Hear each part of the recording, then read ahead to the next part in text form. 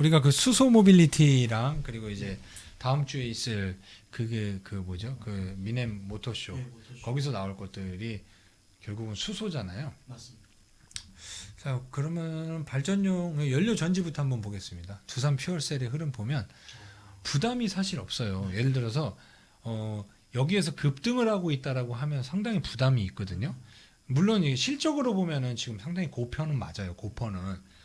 근데 제가 항상 얘기하지만 고퍼에 사서 저퍼에 팔을 하는 거는 성장 속도가 놀랍게 빨라지면은 그 고퍼라는 게, 왜냐면 매출이 지금 작은 회사들이잖아요.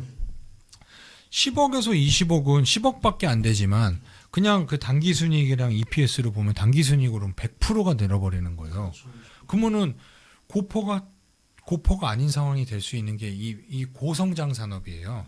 그러니까 애매한 성장 말고 이거는 누가 봐도 고성장 산업이잖아요. 그렇다라고 하면 이 두산중공업인 두산퓨어셀 이런 수소 연료전지 쪽은 그렇게 크게 뭐 고평가다 저평가다라고 얘기하는 게 의미가 없을 것 같아요. 보시면 뭐 2021년인 보면 48억이지만 내년에 118억이죠. 그러면은 70억 늘었네가 아니라 거의 3배가 된 거예요. 그러면은 고퍼네 저퍼네라는 게 사실 의미가 없는 거죠. 이게 나중에 이게 자리를 잡게 되고 뭐하고 하면 성숙 산업이 되면 그때 이제 던져야 되는 거지만 하지만 지금 이 상황에 다음 주에 예를 들어서 두산 퓨어셀이라든지 아니면 또 얘는 발전용 연료전지에서 우리나라 70% 점유율을 갖고 있잖아요. 그 외에 뭐 EM 코리아 어디 있어? S 퓨어셀 같은 경우는 갑자기 너 왜 나오니? 넌 아직 좀 쩔인데. S 퓨어셀은 이제 건물용, 가정용 얘네도 보면 흐름이 다 비슷하죠. 조정 잘 받고 있는 거예요. 그러니까 저는 이거를 뭐 어떤 분이 댓글 달아줬더니 지금 많이 오른 거 아니냐. 글쎄요. 여기서 여기 올랐죠. 뭐 한 20% 올랐죠.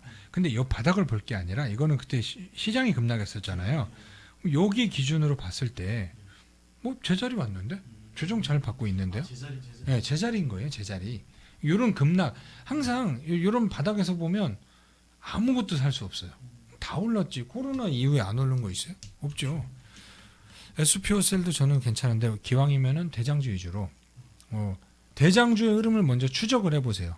두산퓨어셀, 발전용 먼저, 그 다음에 SPO셀, 그리고 이제 동아퓨어셀 자회사를 갖고 있는 동아화성의 흐름이 제일 좋죠. 얘가 지금 보면 거래량도 터지고 시간에서도 좀 올라서 끝났어요. 자, 두산퓨어셀도 좀 올랐고 SPO셀. 그러니까 이 연료전지 쪽으로 보면은 회사가 압축이 되죠. 많지 않잖아요. 제일 좋은 건 두산퓨어셀이지만 저는 개인적으로 동아퓨어셀에 투자라고 했어요. 두산퓨어셀은 예전에 정리를 해서 없고요. 동아화성 같은 경우는 차량용 연료전지 안에 있는 그 스택 부분에서 가스켓 계속 여기 나오려. 그 스택의 10% 비중을 차지하는 이 가스켓 부분을 차지하잖아요. 그러니까 두 가지가 있는 거예요. 그러니까 전체적으로. 그리고 얘는 그 전기차 안에서도 가스켓 부분을 담당을 해요. 그리고 일반 차에서도 들어가잖아요. 당연히 그건 다 있잖아요. 뭐든지 새 나가면 안 되잖아요. 우리끼리 말한 것도 새 나가면 안 좋은데 이거는 오죽하겠냐고. 그런. 그래서 이게 동아화성을 저는 일단 좋게 봅니다. 근데 사실 사는 거는 얘는 부담이 있을 수가 있죠. 거의 뭐 이제 신고가의 영역으로 들어가거든요. 그러니까 신고가는 따라 붙는 게 맞아요. 위로 매물이 없잖아요. 얘는 지금 매물을 뚫고 올라갔죠. 여기 보시죠. 매물이 그 저항으로 차지하는 게 크잖아요. 근데 이거 보면은 이건 매물대도 돌파를 했고 갭도 잘 메우면서 올라가고 그냥 기술적으로 본다면, 그리고 실적도 제가 얘기하잖아요. 이 회사의 실적이 나쁘지가 않다고요. 작년 대비해서 매출액이랑 영업이익이랑 당기순이익 보면 3배 늘었는데 맞잖아요. 그러니까 자동차도 좋습니다. 그리고 제가 자동차 회사를 좋게 생각하는 게, 동생이 최근에 이제 배달용 포털을 사야 돼서 제가 현대차에 물어봤는데 6개월 걸려요. 그리고 전기차용 포터 있잖아요. 1년 걸려요. 잘 팔려요. 그러니까 없어서 못 파는 겁니다. 물론 이제 뭐 누가 봐도 안 이쁜 차나 뭐 이런 거는 당연히 안 나가겠지만 주력차 없어서 못 팔아요. 그러니까 그 고조보다 무서운 노조 요거 적당히 하지. 자, 그리고 연료전지 쪽에서는 가장 우리나라에서 세계적인 기업이 현대모비스죠. 그러니까 얘네가 이 청라 쪽이랑 울산 쪽에 공장 진다고 그랬잖아요. 저는 현대모비스 자산가분들이라면 아니면은 정말 뭐 손해 나면 진짜 달달달 떨리는 사람 있잖아요. 뭐 100원 잃어버려도 막 돋보기 켜고 찾으시는 분들 그런 거 있잖아요. 그리고 막 공짜라면 환장하는 분들, 그리고 시식을 유달리 좋아하시는 분들, 현대모비스가 성향이 맞습니다. 연료전지 쪽은 이렇게 보시고, 그리고 이제 차량용 안에서 스택 부분에서 가장 중요한 이게 멤브레인 그 소재 쪽에 국산화를 이룬. 그러니까 이게 넥소 가격을 떨어뜨리는데 가장 중요한 게 이 스택에서 멤브레인이에요. 그거를 국산화한 게 이 상하 프론테크잖아요. 그러니까 지금 상하 프론테크가 보시다시피 흐름이 어떤가요? 깨지진 않아요. 근데 얘가 빠질 거라고 생각하지 않아요. 근데 예를 들어서 얘가 급등하고 뭐하고 한다. 그러면 수소 모빌리티 안에서 얘네가 급등한다라고 하면 비중을 줄이셔야 돼요. 그러니까 이벤트가 나타난 거잖아요. 그 전에 이벤트 기대감이 지금 올라가고 있는 거잖아요. 그러면은 그러니까 지금은 따라붙기는 솔직히 좀 부담이 있어요. 근데 여기에서 사신 분들 계시잖아요. 예, 물론 장기 투자로도 좋지만 무작정 장기 투자보다 얘가 만약에 이제 다음 주에 조금씩 오르기 시작한다라고 하면 비중을 조금씩 줄이시면 돼요. 저는 그렇게 할 거니까. 그러니까 뭐 이게 스택에서 차지하는 원가 비중에서 가장 중요한 거잖아요. 스택 자체도 중요한데 스택 차지하는 비중에서도 43%가 이 멤브레인 쪽인데, 근데 뭐 가끔 그런 분들 계세요. 수소연료 전지에 대해서 막 투자를 하기 위해서 열심히 공부하시는 분들이 있거든요. 그러니까 이 공부라는 게 저도 하잖아요. 너무 열심히 공부하고 투자하는 게 과연 맞을까? 네, 그렇진 않아요. 우린 투자자예요. 이해를 하기 위한 거지. 수소 연료 전지를 공부하고 뭐하고 해서 논문 쓸 거 아니잖아요. 내가 이거 공부를 끝내고 투자해야지 하잖아요. 이미 다 올라가 있어. 이미 다 올라가 있어. 그리고 이거를 공부를 하려고 그러면 끝도 없어요. 그래서 그거에 대해서 설명을 잘하는 분들 건 보셔도 되지만 그분들은 그것만 하는 직업인 거예요. 그걸로 해서 투자를 하지 않아요. 그러니까 연구원이 되실 거 아니죠, 우리는. 우리가 애널리스트가 될 거 아니잖아요. 애널리스트는 투자랑 별개예요. 그 사람들은 한 분야만 알아요. 기자님이 스포츠 기자지만 격투기 기자잖아요. 축구 모르잖아요. 똑같은 거예요. 그리고 격투기 기자가 격투기를 잘하는 거랑은 또 별개잖아요. 그러니까 이거랑 똑같은 거예요. 이 애널리스트가 투자 잘하는 거랑 그러니까 하나 그러니까 이해하시기 편하죠. 격투기 기자가 격투기에 대한 식견은 많고 그리고 많은 지식도 있고 이해는 당연히 많죠. 그리고 분석도 잘하고 하지만 그런 격투기 영역이랑 또 다른 거잖아요. 애널리스트도 똑같아요. 지식은 많고 그 분야에 대해서 깊이도 있지만 그거랑 투자랑 또 별개예요. 그리고 상하 프론테크에 대해서만 공부한 기자는요, 애널리스트는요, 다른 쪽 잘 몰라요. 이것만 좋다라고 얘기를 해요. 게스킷 하면은 왜냐면 43%의 비중에 대해서 공부한 사람이 10% 보면 쩌리로 보죠. 그렇게 되는 겁니다. 그러니까 이 스택이 연료전지 안에서 스택 하나에 440개의 이 멤브레인이 들어가요. MEA 막 정급 접합제. 발음 너무 그러니까 발음 못해도 돼요. 몰라도 돼요. 그러니까 너무 공부에 대해서 그리고 까먹어도 돼요. 까먹어도 됩니다. 너무 깊이 있게 모르는 거에 대해서 부담 안 가셔도 돼요. 저 그래 많이 몰라요. 그리고 정보를 정확히 보셔야 돼요. 세종공업 같은 경우도 아직까지도 금속 분리판 얘기하면은 현대제철만 써 있어요. 이미 예전에 얘가 15,000개 갖고 왔다라고 했잖아요. 현대모비스랑. 그럼 얘는 이 금속 분리판으로 지금 움직이고 있는 거예요. 얘가 뭐 그 외에도 뭐 센서도 하고 뭐 여러 가지 하지만 지금 그걸로 가는 거 아닙니다. 금속 분리판으로 가는 겁니다. 금속 분리판이 차지하는 비중이 18%라고 그랬잖아요. 스택 안에서. 엄청난 비중인 거예요. 근데 아직까지도 얘를 그쪽으로 얘기 안 하는 사람이 별로 없어요. 세종공업 만약에 급등한다고 하면 일부 비중 조절한 다음에 다시 기다리겠지만 저는 얘 목표가가요. 여러분들이 생각하는 거랑 달라요. 2만 원 넘어요. 물론 급등하면은 일부 줄인 다음에 다시 기다릴 겁니다.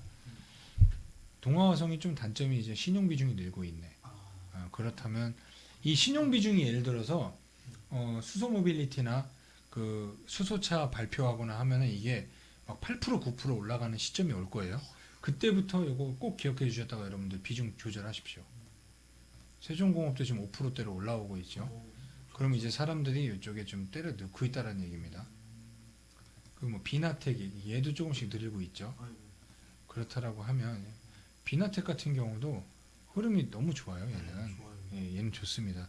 제가 이거 지난주에 월요일날 빠지면 실적이 좀 안 좋게 나와서 빠지면 사야 되겠다고 안 빠졌잖아요. 오히려 월요일날 리포트 나오고 올랐어요. 그러면은 빠졌잖아요. 그럼 여기서 매수죠. 얘는 저는 여러 개를 다 해요. 뭐 촉매, 지지체 모든 걸 할 수 있는 세계 유일한 기업이고 이 비나텍을 볼 때 또 어떻게 보셔야 되면 얘네가 설비 투자를 엄청나게 하고 있어요. 설비 투자를 하고 있는 기업들을 성장 산업에 설비 투자를 하고 있는 기업들을 관심 있게 보십시오. 그 외에 설비 투자하는 기업 보지 마시고 성장 산업에 누가 봐도 보이는 연료전지 쪽에 그리고 얘네는 MEA 쪽이 연료전지 쪽에 돼 있지만 그게 이제 뭐 발전용이든 이쪽에 치중돼 있지만 자동차용으로도 넘어오려고 하고 있어요. 뭐 얘나 뭐 코롱 인더스트리나 그렇다라고 하면 그쪽에 대해서도 한번 얘네가 언제쯤 그쪽에 진입을 하는지 근데 진입은 쉽지 않아요. 이게 영역이 다른 영역이기 때문에. 하지만 설비 투자를 많이 하고 있는 회사들을 꼭 지켜보십시오. 2차전지가 그랬잖아요. 에코프로비엠, LNF 설비 투자를 하기 위해서 전환사채도 발행을 했고 유상증자도 많이 했지만 결국은 그 설비 투자가 됐을 때 실적으로 돌아오는 속도는 빠르고 부채의 비중을 줄이는 속도도 상당히 빨라질 수 있습니다. 그러니까 단순히 이론적으로만 접근하지 마시길 바랍니다. 그 외에 뭐 EM코리아 같은 애들도 지금 흐름 좋죠. 수전의 설비, 수전의 시설을 하고 있는 회사는 EM코리아밖에 없습니다. 뭐 바닥에서 엄청나게 올라오고 있죠. 지금 다 그래요. 지금 반등이. 근데 얘를 보면은 너무 많이 올라서 부담스러워라고 했을 때 과연 너무 많이 올랐을까요? 작년 6월 가격도 안 돼요. 그러면은 얼마나 조정을 많이 받았어요. 당연히 수소가 먼 미래다라는 얘기로 이렇게 쭉 빠진 겁니다. 그러면 많이 조정 받았잖아요. 뭐 따기도 맞고 종아리도 맞고 다 맞았어요. 반토막 나 있던 회사입니다. 그러면 지금 당장은 부담스러울 수 있지만 이제 보이시죠? 역배열인 거 티 나시죠? 기억나시죠? 역배열에서 이제 정배열로 올라오려고 하는 시점이다 보니까 여기에서 가장 좋은 건 이런 식으로 모이면서 이동평균선을 일자로 모여놓고 확산을 시키는 게 가장 좋아요. 근데 이 역배열에서 정배열로 바뀌려면 이 단기 가격이 쭉 올라오면서 5일 이동선 가격을 올려놓고 20일 이동선 가격을 틀어놓고 60일선 조금씩 올라올 수밖에 없어요. 그렇다라고 하면 이 갭이 벌어질 수밖에 없습니다. 이 격도가 벌어질 수밖에 없어요. 이 평선 간의 이 간격. 그러면 그게 좁아지면서 결국은 계단식으로 올라가게 돼 있어요. 왜냐하면 수소 연료전지는 앞으로 이벤트가 계속 있습니다. 그거에 대한 그러고 보니까 이거 하나 볼까? 우리가 카페에 보시면 뉴스들을 올려놓지만 국내외 친환경 관련 이벤트를 여기 어쨌든 들어가면 이벤트 정리해 놓은 게 있어요.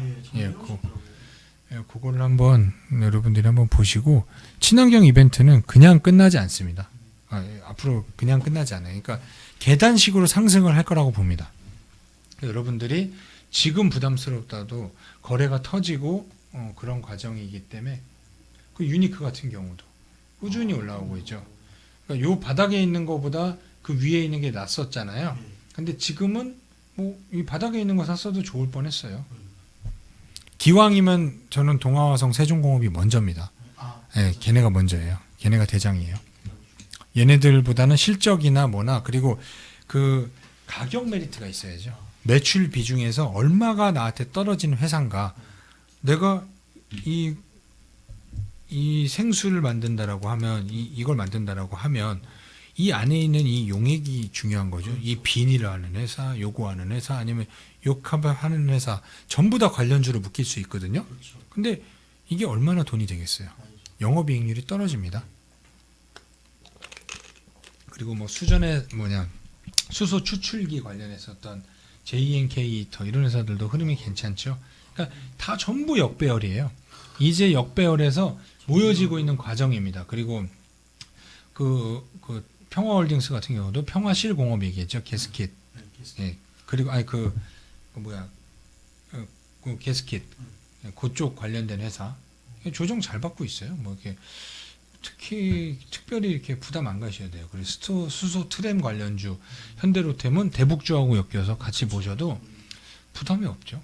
결국 수소연료 쪽의 핵심은 현대차 그룹입니다. 예. 수소차도 그렇고 수소 연료전지도 현대모비스가 있고 수소차는 현대차가 있고 그 외에 뭐 SK랑 뭐 효성 뭐 이런 쪽 기업들도 효성그룹 한번 볼까? 수소 충전소 같은 경우는 효성 중공업이 좋잖아요. 조정 잘 받고 있잖아요. 얘는 장기적으로 좀 관심 있게 보셔야 될 것 같아요. 수소 충전소도 결국은 늘어납니다. 무조건 들어. 네, 전기차 충전소도 많이 늘어나지만 그리고 효성 첨단 소재, 탄소 얘도 같은 사실 얼마나 이 가격에 샀으면 좋았을까. 무서워서 사실 못 사요 사람들이. 많이 올랐었던 거 보면은 이 가격에 대한 저항을 세게 받았죠. 근데 지금도 사실 이 가격은 못 넘고 있어요. 가격 부담은 있는 편입니다. 얘는 뭐 그냥 이런 게 있다라는 거 위주로 보시고 이 신도기현이라는 회사 같은 경우가 지금 지난주에 올랐었던 게 얘가 사실 멤브레인이 올라가다 보면 전문가들이 한번 써먹을 회사예요. 그러니까 멤브레인을 보면은 이 진공과 열을 이용해서 합착하는 장비가 있을 거 아니에요. 그거 하는 회사예요. 그래서 한번 관련주로 엮을 수 있는 건데 얘가 올랐었던 게 사실 그거를 오른 건가? 뭐 그건 아닌데 뭐 올랐다라고 하면 어디 뭐 전문가가 얘기를 했나 보네. 그러니까 이 관련주로 엮여갖고 해먹을 수 있는 게 되게 많은 거예요. 얘기했잖아요. 핵심 부품은 진짜 핵심이 있고 그 외에 파생되는 것들이 있잖아요. 그런 것들을 계속 얘가 뭐 예를 들어서 여러분들이 뭐 이 기업을 모르고 계셨는데 이 기업이 뭐 그쪽하고도 연관이 있습니다 하면 막 단기적으로 올라가는 회사 있어요. 그런 관련주 쪽 보시 마시고 정말 실제적으로 나타나는 회사들을 보십시오. 그리고 또 우리가 봤었던 게 수소는 뭐 이렇게 한번 보시면 될 것 같아요. 흐름이 제 생각보다 상당히 양호합니다. 급등이 아니어서 좋아요. 근데 걱정되는 건 다음 주에 급등을 한다라고 하면 제가 카페에 대응을 올리겠습니다. 제가 비중 조절하면 조절했다라고 저는 올려요. 보셨죠? 네. 어떤 거 팔면 팔았다고 씁니다. 예. 이렇게 보고 수소 쪽을 한번 넘어가고요. 우리가 또